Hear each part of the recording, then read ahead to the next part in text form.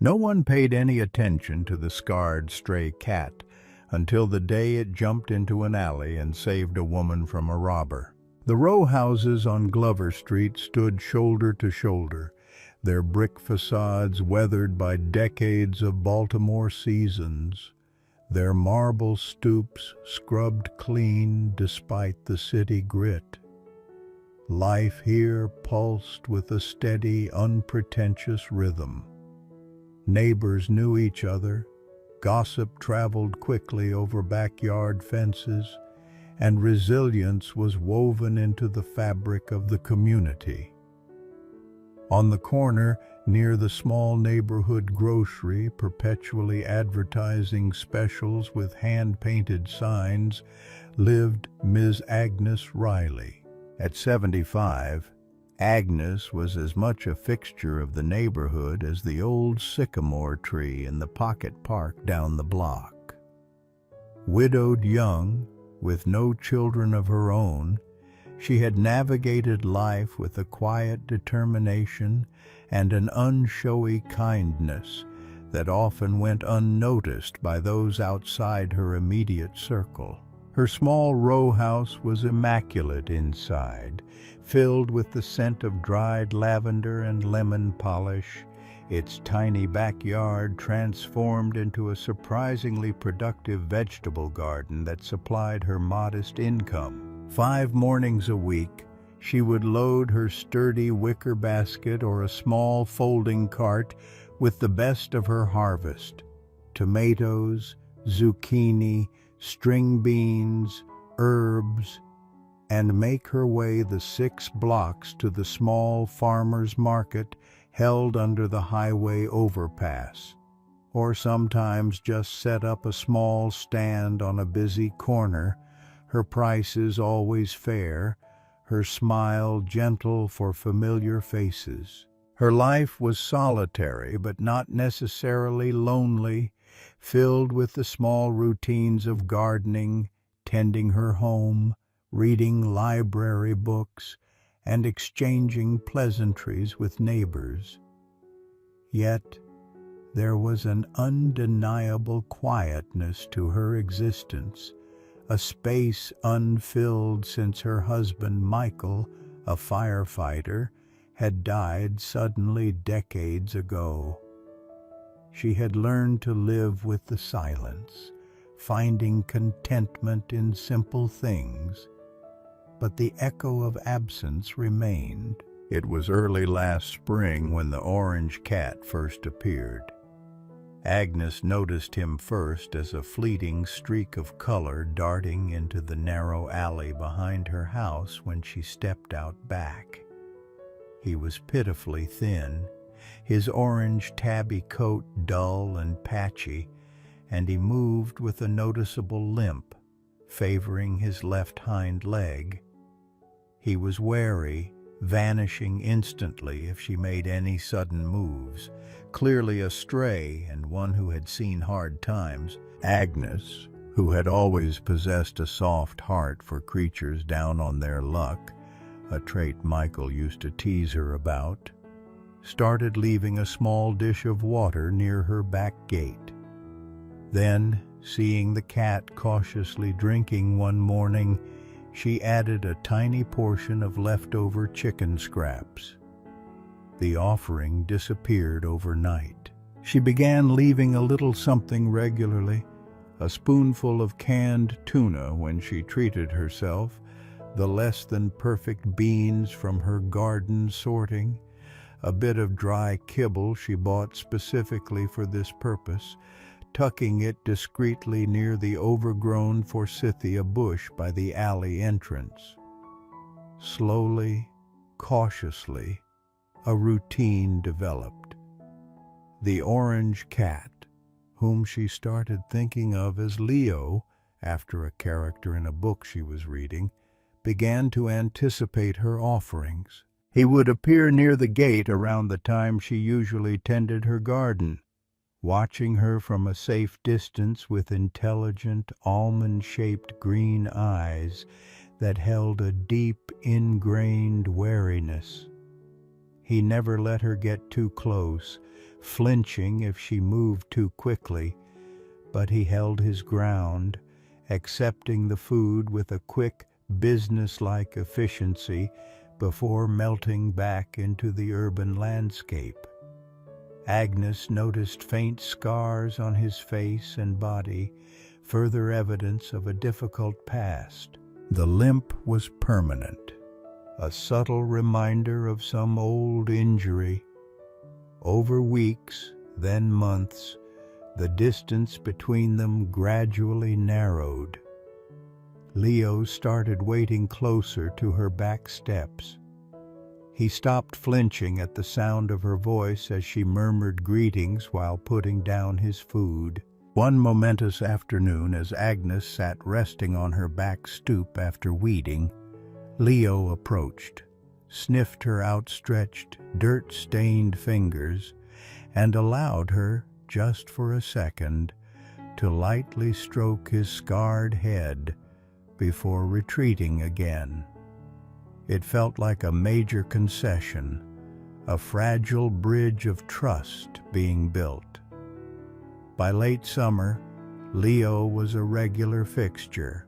He'd often be waiting patiently by the gate when Agnes came out in the morning, sometimes accompanying her, trotting a few yards behind with his characteristic limp as she walked towards the market with her basket of vegetables. He never followed her into the market bustle, always peeling off discreetly a block or two away, perhaps finding shade under a parked car or exploring the alleys he knew so well. But often, when she finished her sales for the day and began her walk home, she'd find him waiting quietly at their usual parting spot, ready to escort her, at his safe distance, back towards Glover Street. Neighbors started to notice. "There goes Agnes in her shadow," Mrs. Petroni from next door would sometimes call out with a chuckle. "That cat sure took a shine to you." Agnes would just smile. Their companionship was quiet, undemanding. Leo asked for nothing but food and the space to exist near her. Agnes asked for nothing but his quiet presence, which had somehow, unexpectedly, begun to fill a corner of the silence in her life. He was scarred, wary, independent, just like many people in this neighborhood who bore the marks of hard lives. Perhaps that was why she felt such a quiet kinship with the little orange survivor who had cautiously decided to share her path. The afternoon sun slanted low, casting long shadows down the narrow alleyway that ran behind the row houses of Glover Street. It was a familiar shortcut for Agnes Riley, shaving 5 minutes off her walk home from Mr. Henderson's hardware store, where she'd picked up some twine for her tomato plants. Leo trotted along about 10 feet behind her, his limp barely noticeable on the cracked pavement, his orange coat glowing warmly in the late daylight. He always seemed more relaxed on the return journey, knowing food and the relative safety of Agnes's backyard were close. This particular alley, flanked by the high brick walls of adjoining properties and cluttered with overflowing bins and discarded furniture, usually felt safe enough during daylight hours, just another artery in the neighborhood's circulatory system. But today it felt unusually quiet, unnervingly deserted. No kids playing kickball, no neighbors chatting over fences, just the distant hum of city traffic and the scuttling sound of unseen debris disturbed by the breeze. A flicker of unease touched Agnes, a primal sense urging her to perhaps stick to the main street. But she dismissed it. She'd walked this way hundreds, maybe thousands of times without incident. She was about halfway down the alley when the quiet shattered. A figure detached itself suddenly from the deep shadows of a recessed garage doorway just ahead. He was young, maybe late teens or early 20s, dressed in a baggy hooded sweatshirt that obscured his face, his movements quick and desperate.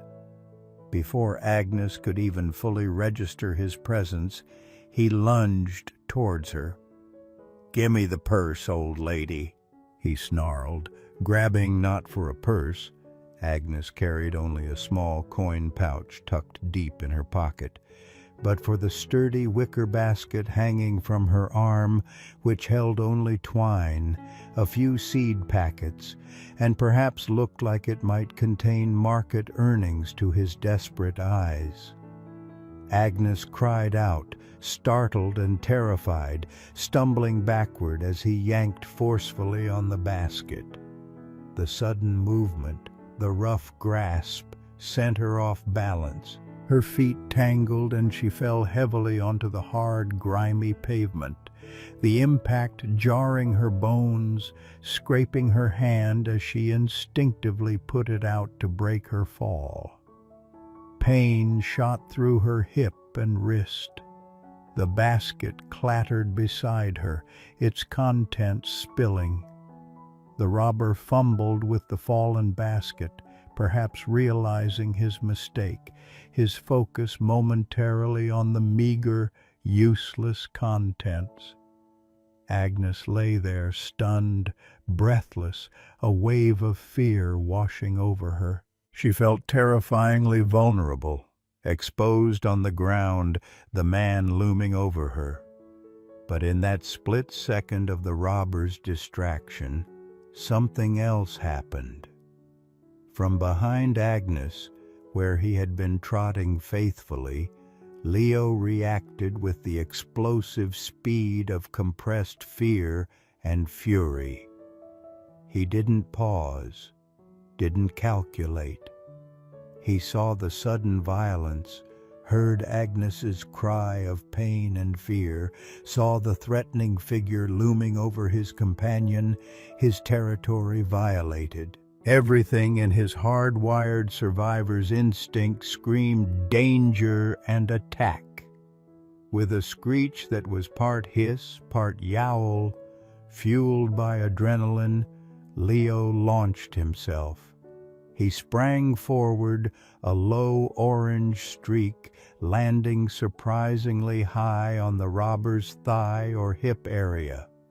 His claws, honed sharp by necessity, extended instantly, digging through the fabric of the man's jeans. He bit, scratched, clung on with the ferocity of a cornered animal defending its life, or in this case, the life that represented safety and sustenance. The robber yelled out, not just in surprise but in pain, staggering back, trying to dislodge the furious feline attached to his leg. "What the? Get off me!" He swatted frantically at Leo, losing his focus on Agnes entirely. Leo held on for another second, screeching, a whirlwind of orange fur and claws, before dropping back to the ground. He immediately arched his back, fur bristling, tail puffed, letting out a continuous, menacing stream of hisses and growls, positioning himself directly between the robber and the fallen Agnes. He was small, limping, scarred, but in that moment he looked utterly fearless, a tiny fury daring the larger threat to come closer. The robber, clutching his bleeding leg, startled by the sheer unexpected violence of the attack from such a small creature, seemed completely unnerved. He looked down at the spitting cat, then glanced nervously back up the alley, perhaps hearing the first sounds of approaching help, alerted by the commotion. He clearly decided the meager potential gain wasn't worth facing this miniature demon or potential witnesses. Muttering a curse, he turned and limped quickly away, disappearing back into the shadows at the far end of the alley. Agnes pushed herself slowly into a sitting position, trembling, her scraped hand stinging, her hip throbbing. Leo instantly ceased his aggressive display and rushed to her side, rubbing insistently against her arm, making anxious chirping sounds, peering into her face with his wide green eyes. "It's okay, Leo," Agnes managed, her voice shaky, reaching out to stroke his bristled fur. "It's okay. You saved me. You brave boy." Just then, doors opened further down the alley. Mrs. Petroni poked her head out, followed by Mr. Henderson, alerted by Agnes's initial cry and Leo's subsequent screeching. "Agnes, what happened? Are you all right?" Mrs. Petroni called, hurrying towards her, concern etched on her face. They saw Agnes on the ground, the spilled contents of her basket, the rapidly retreating figure of the robber, and the small orange cat protectively nudging his elderly companion. The story, extraordinary as it was, began to unfold right there on the cracked pavement of the quiet alley. News of the incident traveled through the tight-knit Glover Street neighborhood with the speed of wind through the narrow alleys. Mrs. Petroni helped a shaken Agnes back to her small house, fussing over her scraped hand and bruised hip, while Mr. Henderson retrieved her spilled belongings and made sure the would-be robber was truly gone. Within the hour, half a dozen neighbors had stopped by Agnes's tidy living room, bringing cups of tea, offering concerned words, and buzzing about the unlikely hero, Leo. "Can you believe it? That little orange cat," Mrs. Petroni recounted for the third time, her hands fluttering expressively. "Flew at him like a tiger. Scratched him up good too, I reckon. Scared him right off." "Never seen anything like it," Mr. Henderson added, shaking his head in lingering disbelief. "That cat may be skinny and gimpy, but he's got the heart of a lion when it comes to Agnes." Agnes, sipping chamomile tea provided by her neighbor Carol, felt overwhelmed by the attention but deeply grateful for the concern. Leo, sensing the shift from alarm to communal comfort, had settled on the worn armchair opposite Agnes, calmly grooming his fur, though his eyes still darted towards the door whenever someone new arrived. He seemed to understand, on some level, that the immediate threat had passed, and that these humans were focused on Agnes, his provider, his companion. Carol's teenage son, Jason, who had heard the commotion and run out with the others, had his phone out. "Ms. Riley, this is kinda amazing," he said hesitantly. "My friends on the neighborhood Facebook page won't believe this. Is it okay if I post about what Leo did? You know, warn people about the alley, but also tell them how brave your cat was?" Agnes, usually private, hesitated for only a moment. She looked over at Leo, calmly washing a paw, his scarred face serene in the afternoon light. "All right, Jason," she said softly, "but make sure you tell them what a good cat he is." Jason's post, simply written but dramatic in its content. Elderly neighbor Ms. Riley attacked in alley behind Glover St. Purse snatcher, driven off by her amazing orange cat Leo. Watch out in that alley, but wow, what a hero cat. Quickly garnered attention within the local online community group. Comments flooded in. Expressions of outrage about the attack, relief that Agnes was okay, and overwhelming admiration for Leo. People shared stories of seeing Agnes and Leo walking together, remarking on their quiet bond. The narrative of the brave little cat protecting his elderly owner captured the neighborhood's imagination. It was later that evening that Maria Garcia, who worked part-time processing adoptions and assisting the vet techs at the nearby South Baltimore Animal Shelter, saw Jason's post shared by a friend. She read the story with interest, smiling at the description of the heroic orange cat. Then she looked closer at the slightly blurry photo Jason had managed to snap of Leo sitting proudly beside Agnes after the incident. Maria frowned.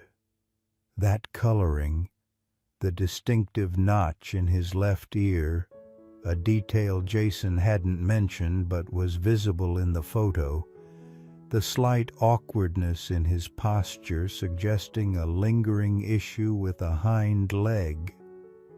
It looked incredibly familiar.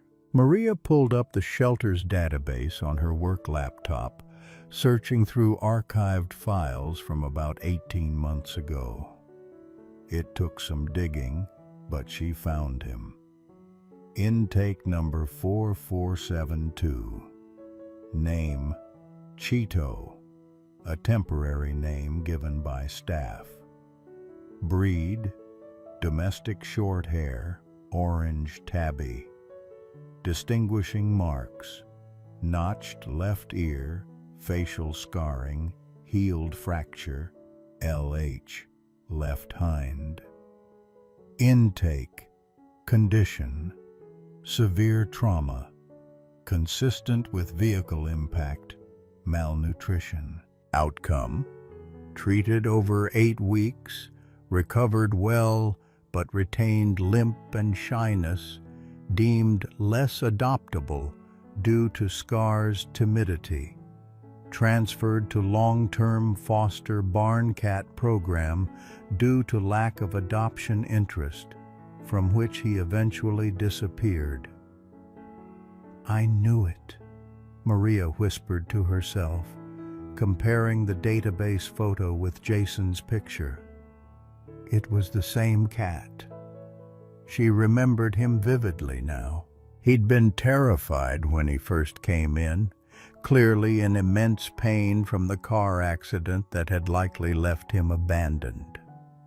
He'd slowly healed physically, but remained deeply wary of humans, cowering at the back of his cage, making him difficult to showcase to potential adopters. People tended to overlook the shy, scarred ones in favor of bouncy kittens or perfectly marked adults. He'd eventually gone to a rural foster placement meant to transition him to life as a barn cat, but the foster reported he'd vanished after a few weeks, likely seeking solitude or unable to adapt. And somehow, he had made his way back to the city streets, eventually finding kindness from Ms. Agnes Riley. Maria felt a lump in her throat. This hero cat wasn't just brave. He was a survivor who had been repeatedly overlooked, abandoned, deemed less adoptable. He had every reason to distrust humans, to run from conflict. Yet, he had fiercely defended the one person who had shown him consistent, gentle kindness, the one person who hadn't judged his scars or his shyness. She picked up her phone. She knew Carol, Jason's mother, slightly from a school bake sale. She needed to share this backstory. The neighborhood admired Leo's bravery now, but knowing the depth of his own past trauma, his resilience, and the significance of the bond he shared with Agnes, the woman who saw past his scars, would make the story even more profound, even more touching. It wasn't just about a cat protecting its owner. It was about finding love and loyalty in the most broken, overlooked places. Maria Garcia's phone call to Carol, and Carol's subsequent sharing of Leo's backstory with Agnes and the neighbors who had gathered protectively around her, cast the afternoon's dramatic events in an even more poignant light. Learning that Leo, the small, limping hero, was himself a survivor of abandonment and significant trauma, deepened the neighborhood's admiration and sparked a different kind of response, one tinged with collective empathy and perhaps a touch of remorse.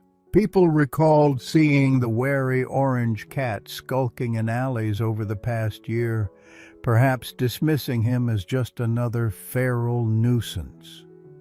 Now, understanding his history, the car accident, the painful recovery, the overlooked status at the shelter, his eventual return to the streets only to find solace with Agnes, made his fierce defense of her seem less like simple animal instinct and more like a profound act of loyalty born from shared vulnerability and gratitude. He wasn't just Agnes's cat. He was a symbol of resilience, a testament to the fact that even scarred and overlooked beings possessed immense capacity for courage and connection. The atmosphere on Glover Street shifted subtly in the following days. The initial buzz about the hero cat quieted into something deeper, more considerate. People made a point of greeting Agnes more warmly when they saw her, asking not just if she was all right after the attempted robbery, but how Leo was doing. Offers of help, genuine and practical, began to surface. Mr. Henderson, gruff but good-hearted, stopped by Agnes's house one evening.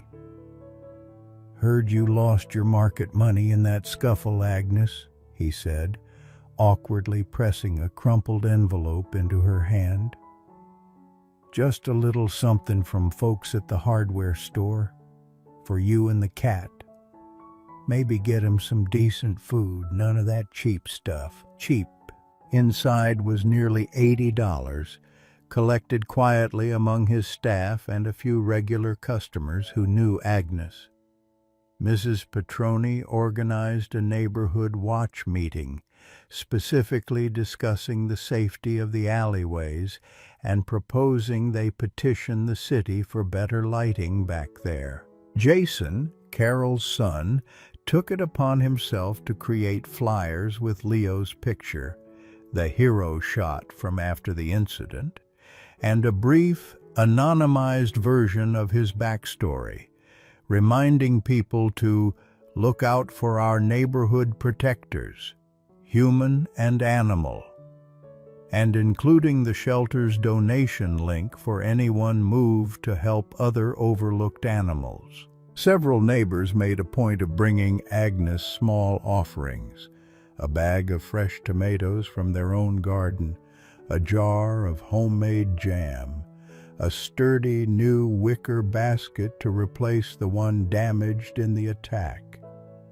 These weren't acts of charity, but gestures of solidarity, acknowledging Agnes and Leo as integral parts of the community fabric, deserving of care and respect. Agnes, accustomed to her quiet independence, was initially flustered by the outpouring, but also deeply touched. She saw that the neighbors weren't just reacting to the drama of the robbery.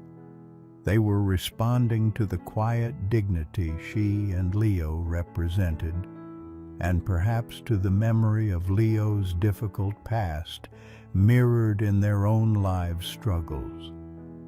She accepted their kindness with quiet grace, always making sure to mention how brave Leo had been, solidifying his status as the neighborhood's adopted hero.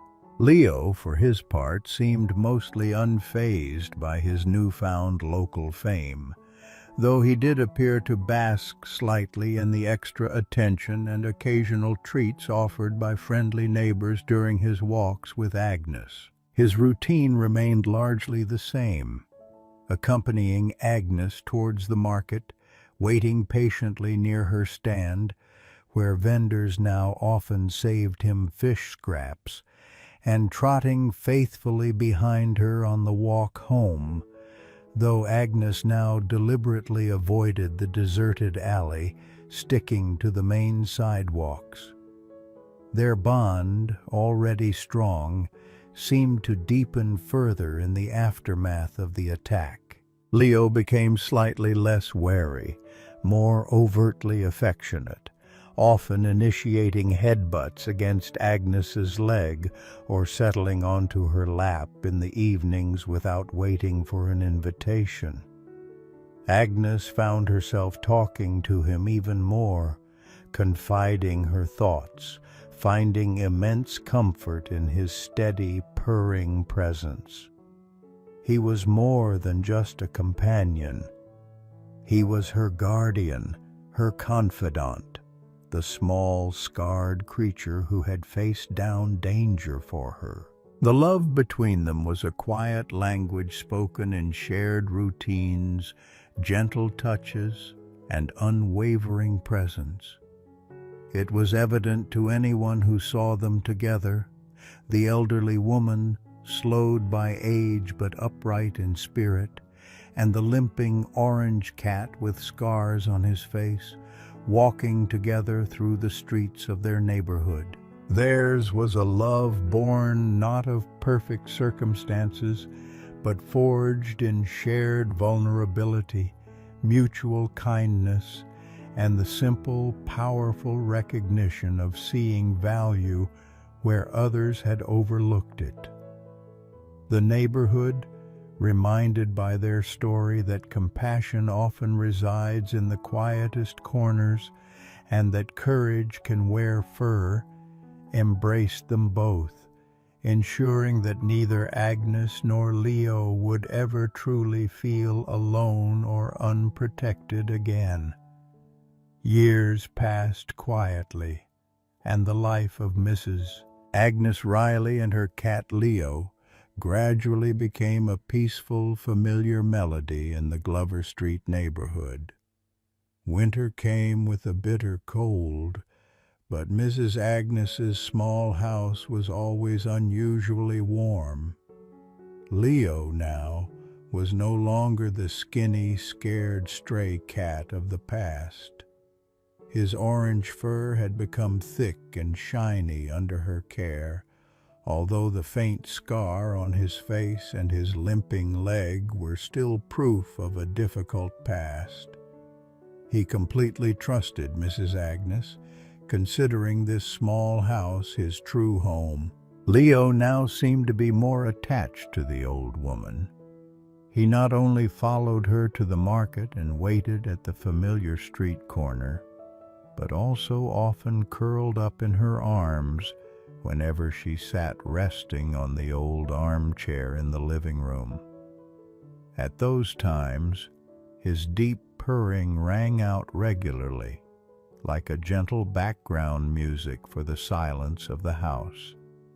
It rubbed its scarred head against her wrinkled hand, its clear blue eyes looking at her affectionately.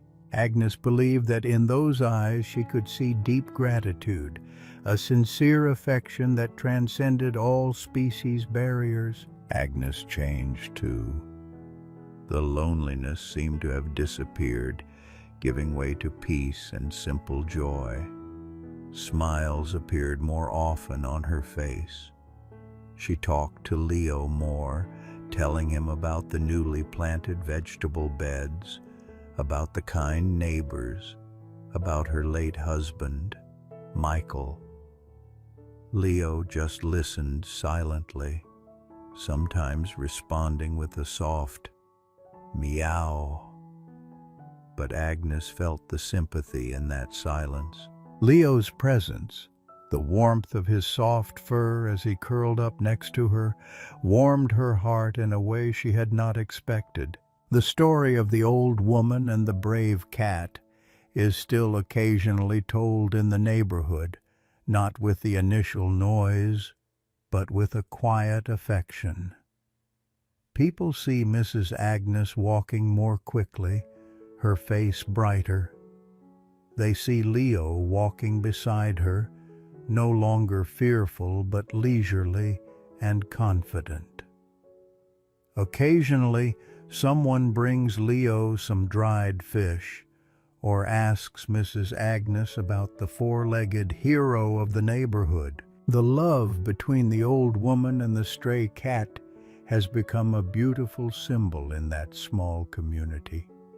It reminds everyone that kindness is never superfluous, that empathy can bloom in the most unexpected places, and that love, whether it comes from a human or an animal, has a miraculous healing and warming power.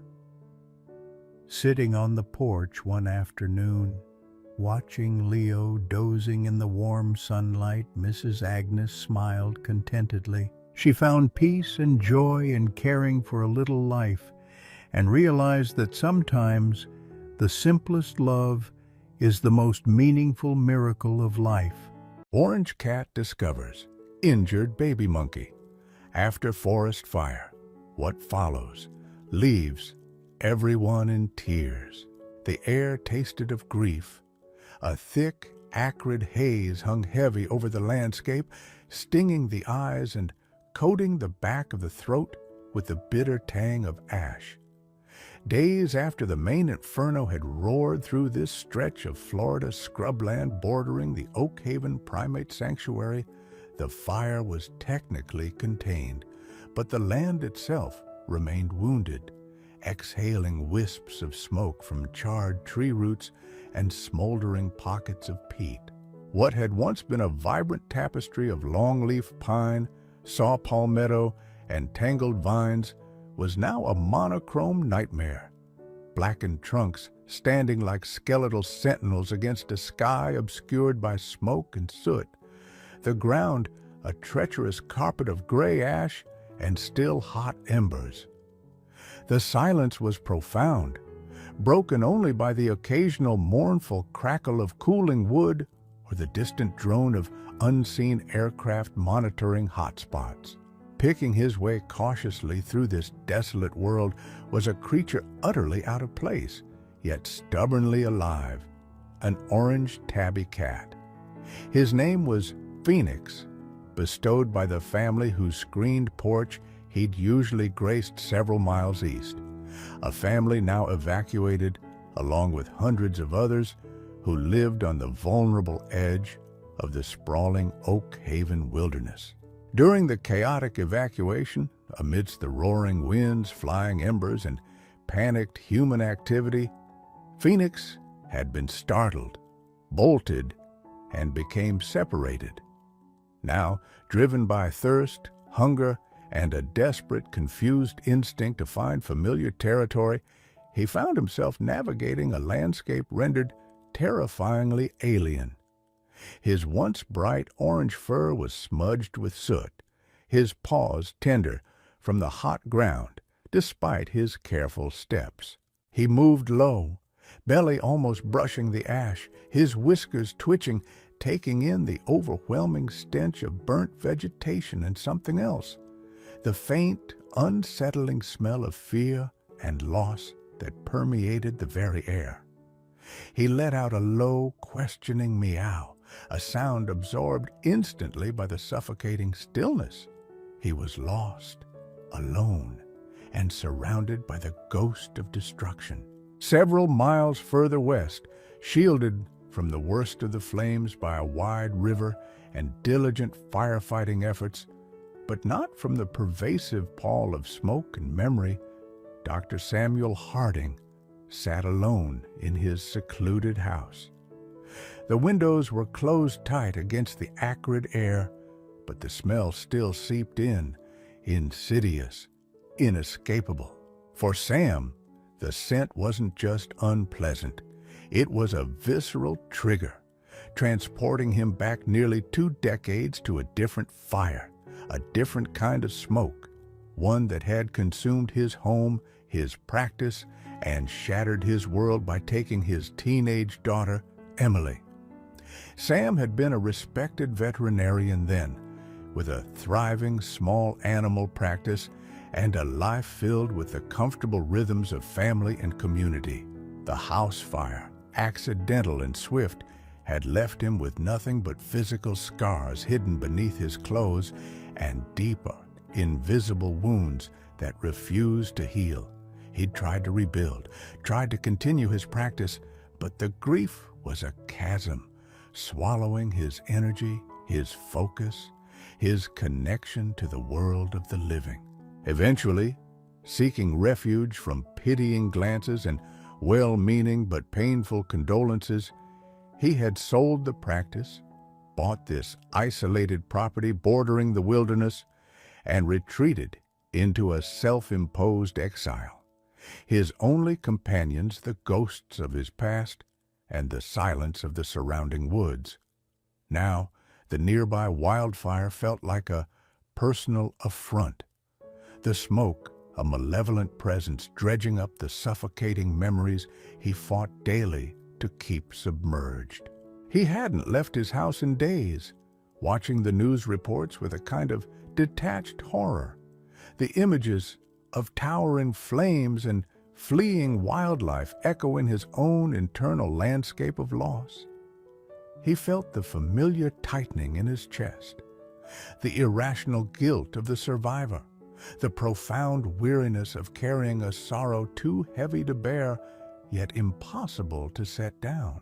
At 65, Sam Harding felt ancient, hollowed out, a man simply waiting for time to run its course, shrouded in a grief as thick and persistent as the wildfire smoke outside his window. He had dedicated his life to healing animals, but he had found no way to heal himself.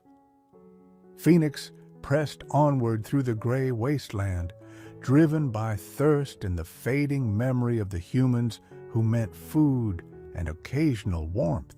The familiar landmarks were gone, replaced by blackened shapes and the bewildering smell of devastation.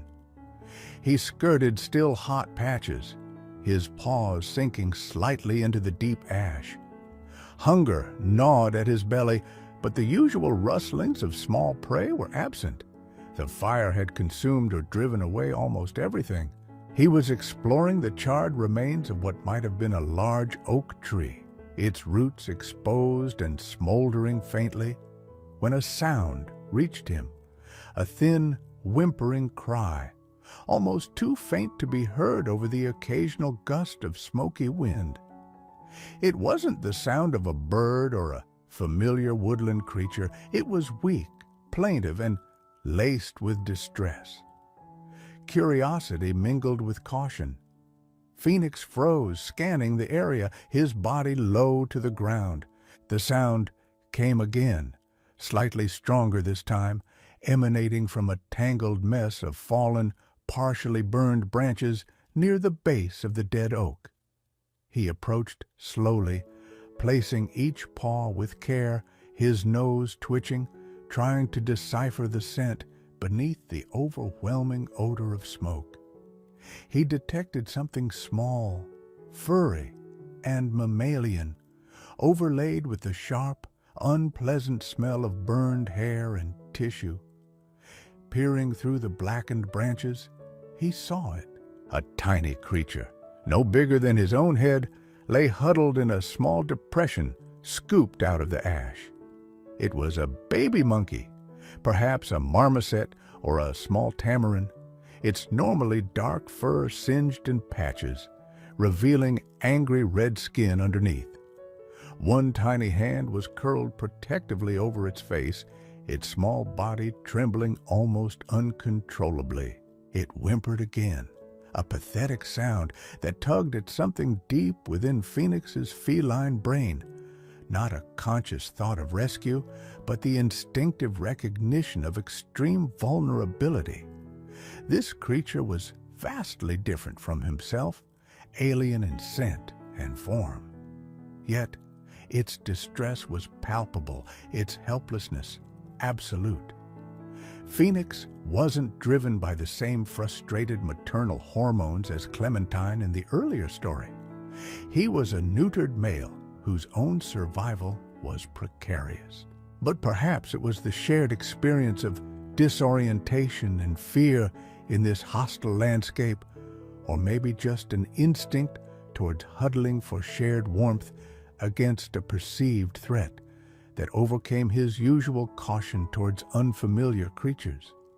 He let out a soft, questioning chirp, a sound he sometimes used towards his humans. The baby monkey flinched at the sound, but didn't have the strength to move away. Phoenix took another tentative step closer, then another, until he was right beside the small, shivering form. He sniffed at the monkey's head, taking in the scent of fear, pain, and smoke. The monkey whimpered again, a high, thin cry of misery. Acting on an impulse he didn't understand, Phoenix carefully, gently lowered himself down beside the tiny primate. He didn't try to groom it. The smell of burned tissue might have warned him off, or perhaps the instinct simply wasn't there. He just settled his own warm, furry body close to the monkey's trembling one, tucking himself alongside it in the shallow depression. He began to purr, a low, steady rumble, perhaps an attempt to self-soothe his own fear and confusion, or maybe an unconscious offering of comfort. The baby monkey, sensing the body heat and the rhythmic vibration, seemed to quiet slightly. Its trembling lessened, though it still whimpered softly. It instinctively snuggled closer to the unexpected source of warmth. In the midst of the charred devastation, under a sky still thick with smoke, an improbable tableau formed: a lost orange cat and an injured baby monkey, two tiny survivors finding a fleeting instinctual moment of shared comfort against the overwhelming desolation.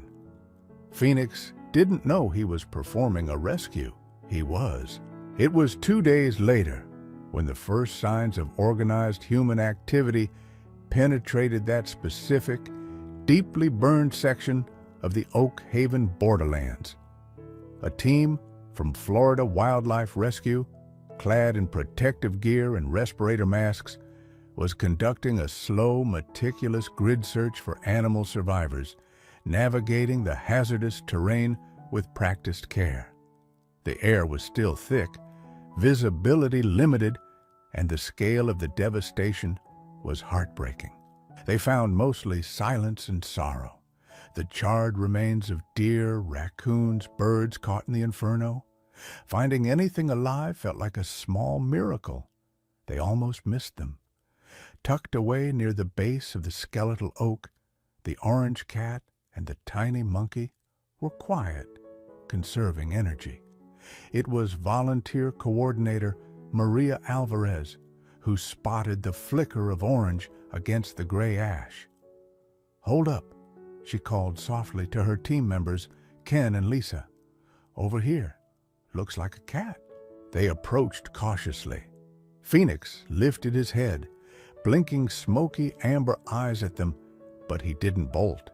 He seemed lethargic, weakened by lack of food and water, and perhaps strangely protective of the small creature still huddled beside him. As the team got closer, they saw the baby monkey, barely moving, its burned skin raw and angry-looking. "Oh, sweet heaven," Lisa breathed, her voice muffled by her mask. "It's a primate. A baby marmoset, maybe? Looks like it got caught bad. And the cat just stayed with it?" Ken, the team's lead with veterinary tech training, knelt for a closer look, his movements slow and non-threatening.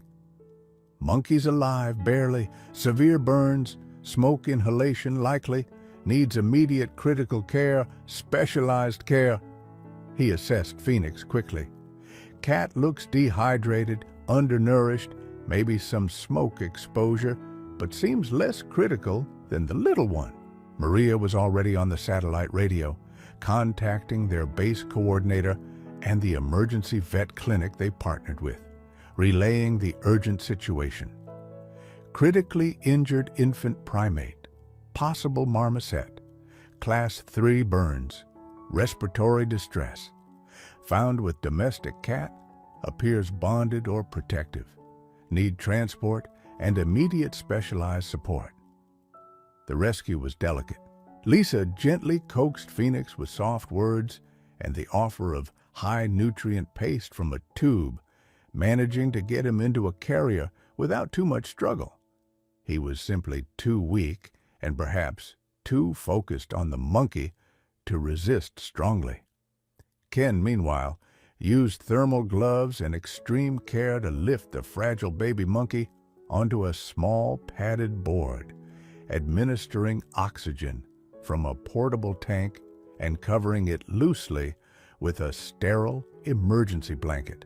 Transport back through the treacherous terrain was slow. At the makeshift command post, a veterinarian specializing in wildlife emergencies was waiting.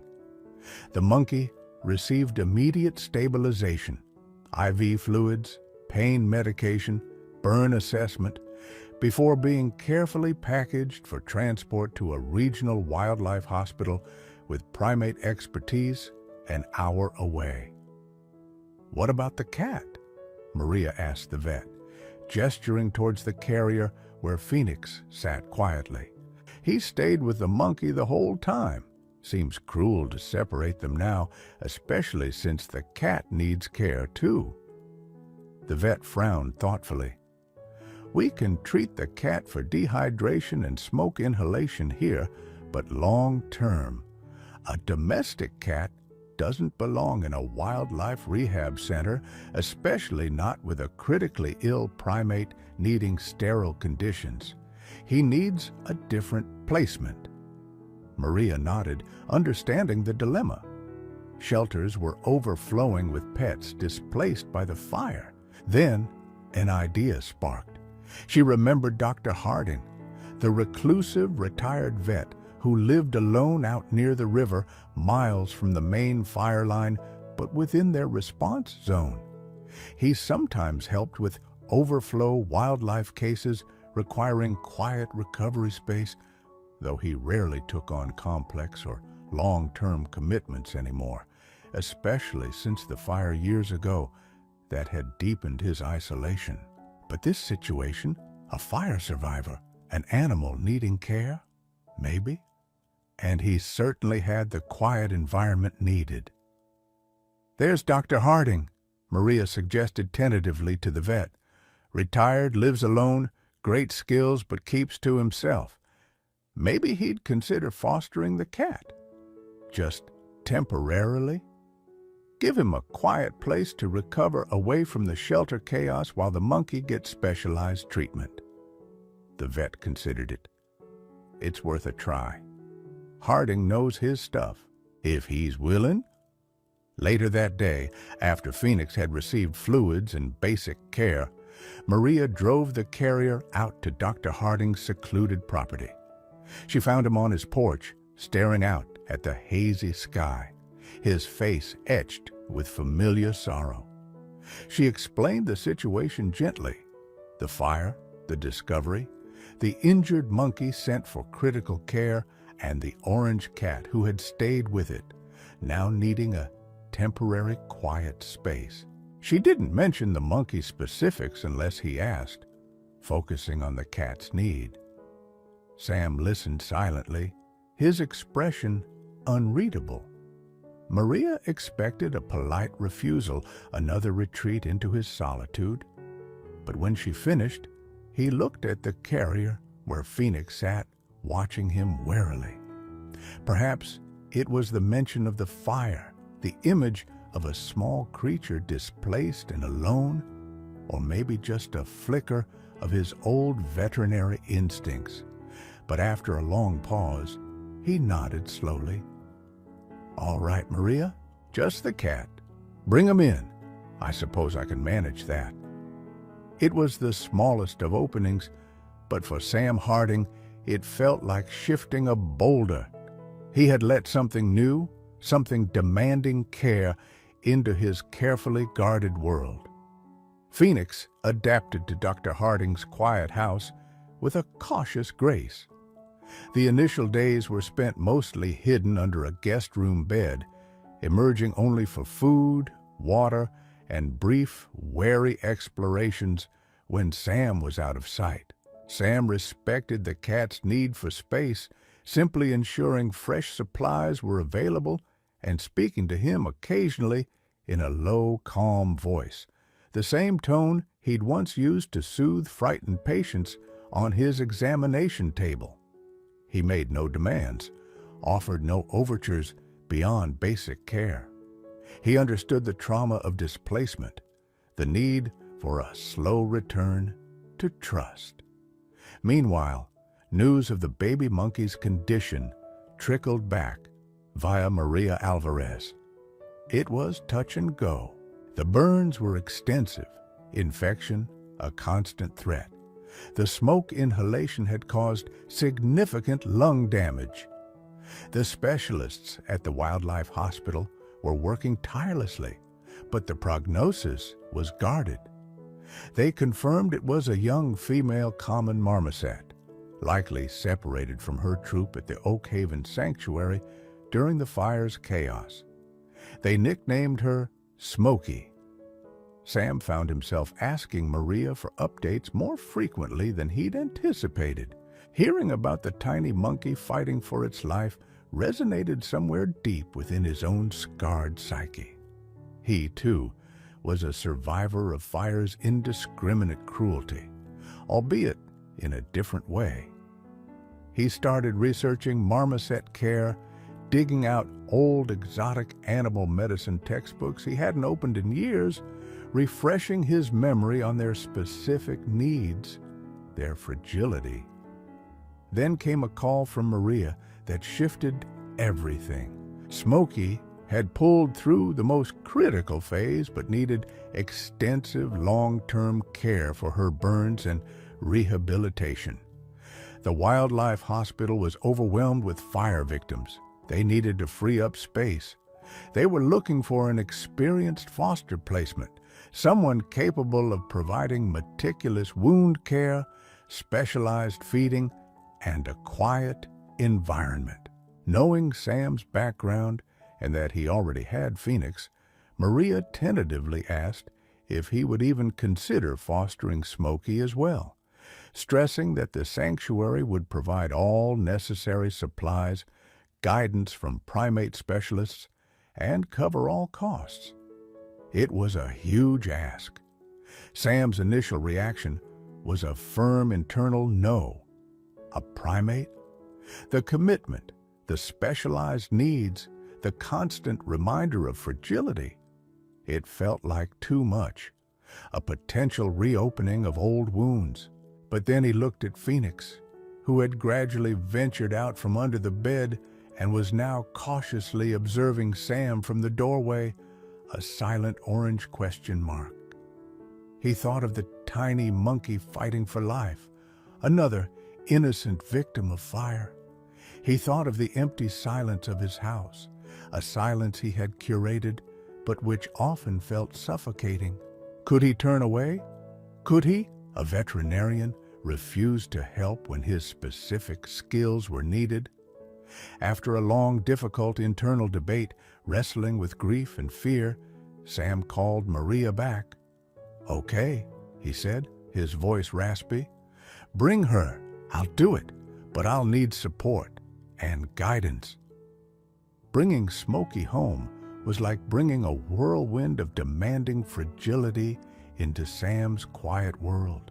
She was tiny, swaddled in soft bandages over her burns, needing medication administered multiple times a day, her specialized diet carefully prepared and offered frequently. Sam, drawing on decades of experience but humbled by the specific challenge, fell into a routine of meticulous care, cleaning wounds, applying salves, monitoring breathing, ensuring warmth, consulting regularly via video call with the sanctuary's primate specialist. It was exhausting, all-consuming work. Phoenix watched the proceedings with intense curiosity. After initial wariness, he seemed to accept the tiny, bandaged creature.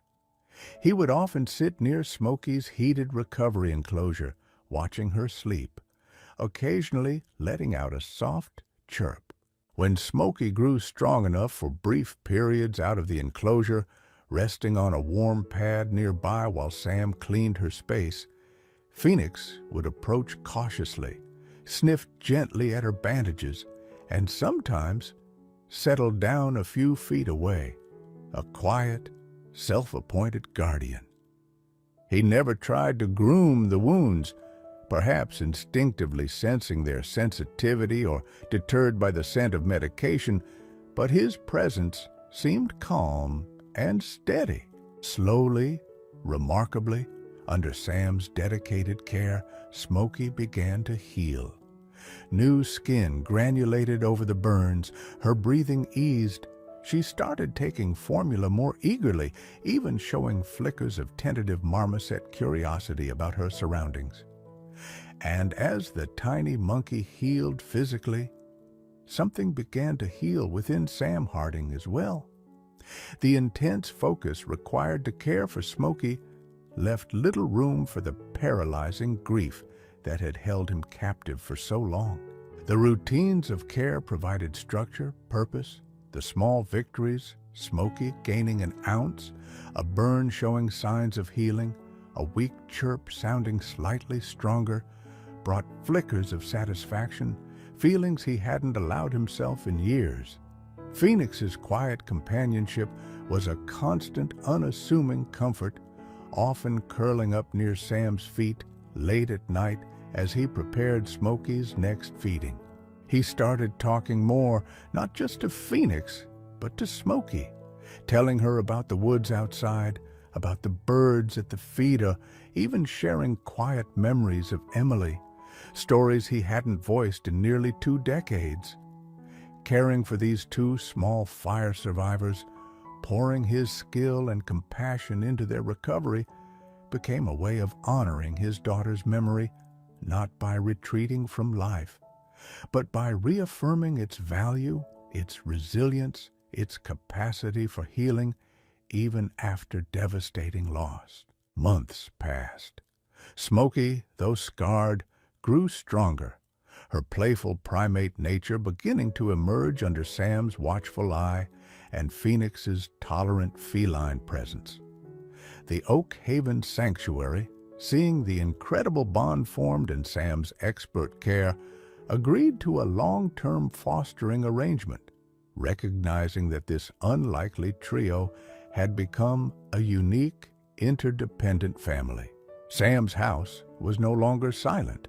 It was filled with the soft sounds of the cat's purr, the monkey's chirps, and occasionally the quiet murmur of Sam's own voice, no longer talking only to ghosts.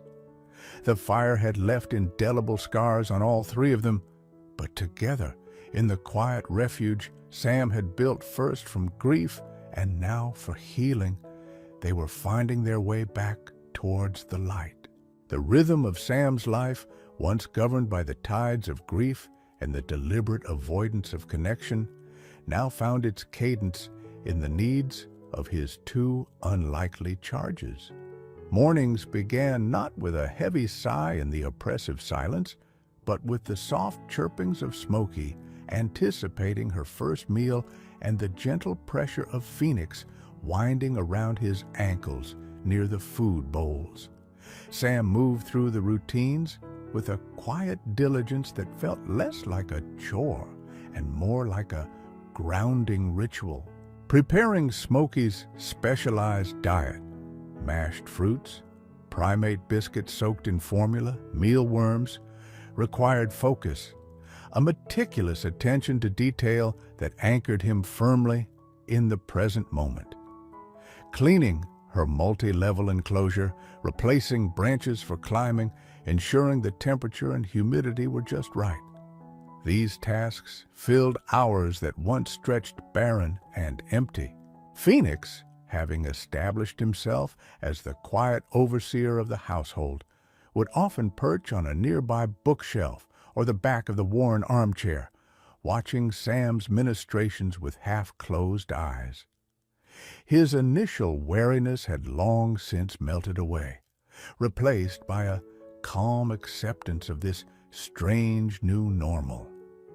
He seemed to understand, in his feline way, that the tiny, chattering creature in the elaborate enclosure was now part of his territory, his and Sam's responsibility.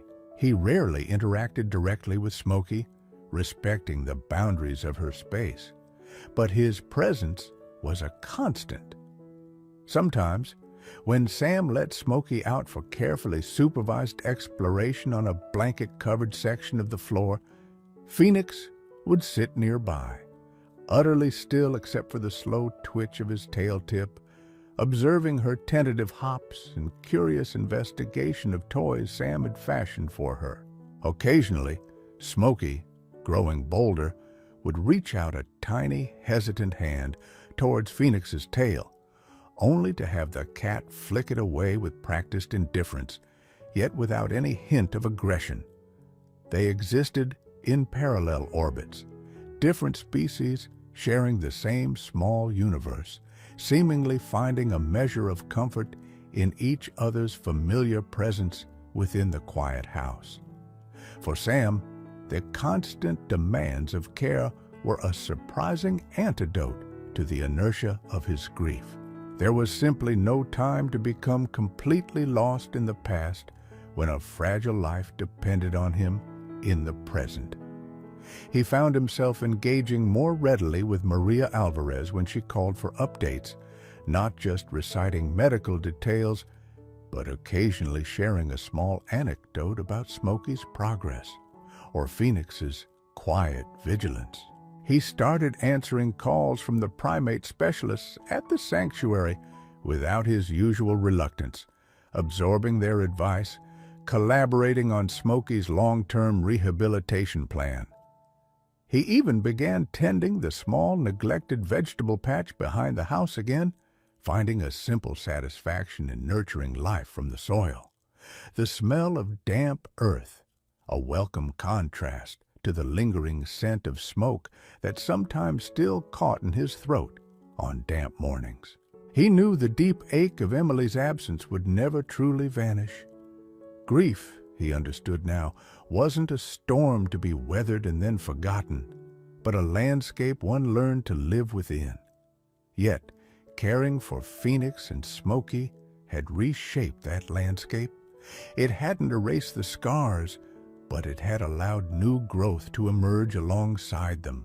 Watching Phoenix doze in a patch of sunlight, utterly trusting and at peace, or seeing Smokey master a new climbing branch despite her physical limitations, filled moments with a quiet warmth, a sense of purpose that pushed back against the shadows.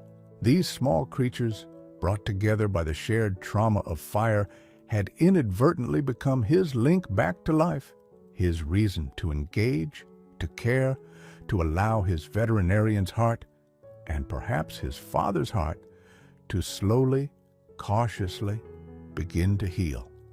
The house was still quiet, but it was no longer silent.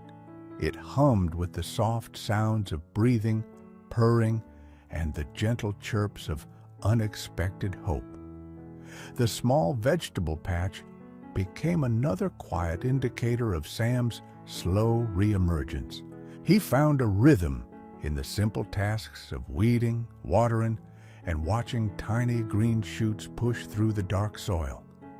Phoenix would often follow him outside, settling on a warm flagstone near the back door, observing Sam's work with sleepy concentration.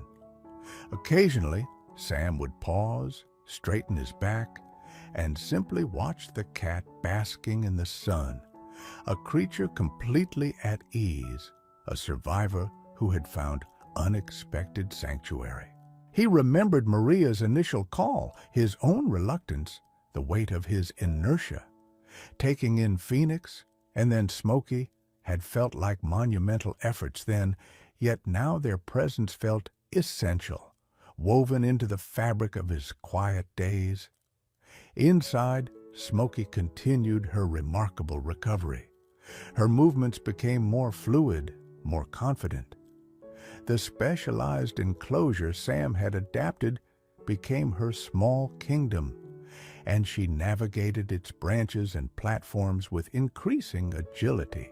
The pink scarred skin on her arms and back remained a permanent reminder of the fire, but soft, downy fur had begun to grow back in patches around the edges, softening the harsh lines of her injuries.